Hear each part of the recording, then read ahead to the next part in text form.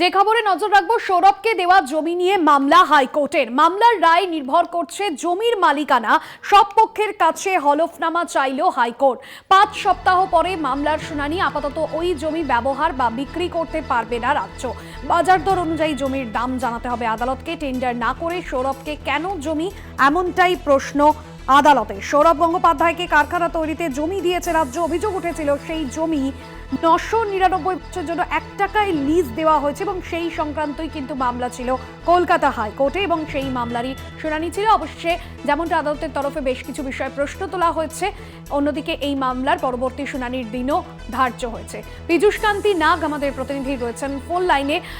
পীযূষ, আজ আদালতে শুনানি ছিল, কি কি বিষয় তুলে ধরা হয়েছে দুপক্ষের তরফে এবং আদালতের তরফে বিষয়ে কি প্রশ্ন?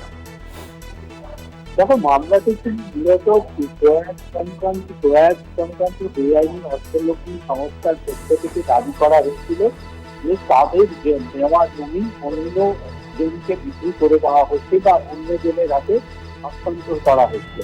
চন্দ্রকোনা রোডের তিনশোটির জন্য যে জমি সৌরভ গাঙ্গুলিকে দেওয়া হয়েছিল সেই জমি নিয়েই কিন্তু মূল বিতর্ক, এবং সেখানে পরিষ্কার বলা হয়েছে যে ৩১৮ একর জমি যার জন্য ৪৩ কোটি টাকা পেয়েছে রাজ্য।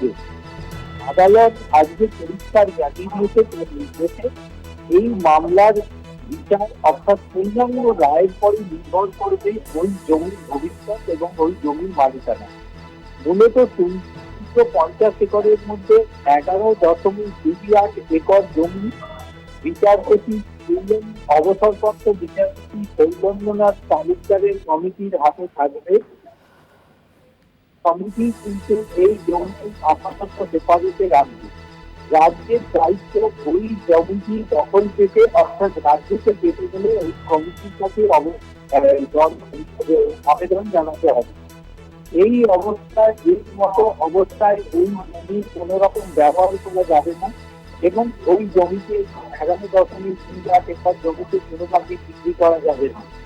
এই সময়ের মধ্যে চন্দ্রকোনার মোট জমি যে অন্যান্য কোম্পানিকে দেওয়া হয়েছে তাদেরকে সেটি পুনরায় খতিয়ে দেখতে হবে। বেশ, ধন্যবাদ তোমায়। পীযূষ কান্তি নাগ প্রতিনিধি ছিলেন ফোন লাইনে।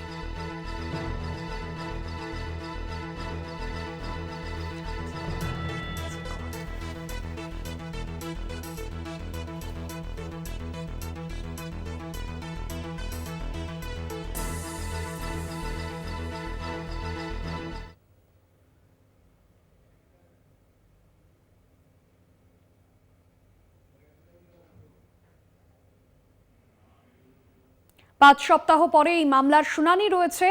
আপাতত যে বিষয়ে আদালতের তরফে প্রশ্ন তোলা হয়েছে আপনাদের সামনে সেই বিষয় তুলে ধরলাম এবং সৌরভকে দেওয়া জমি নিয়ে মামলা হাইকোর্টের আজ শুনানি ছিল সেই মামলায়।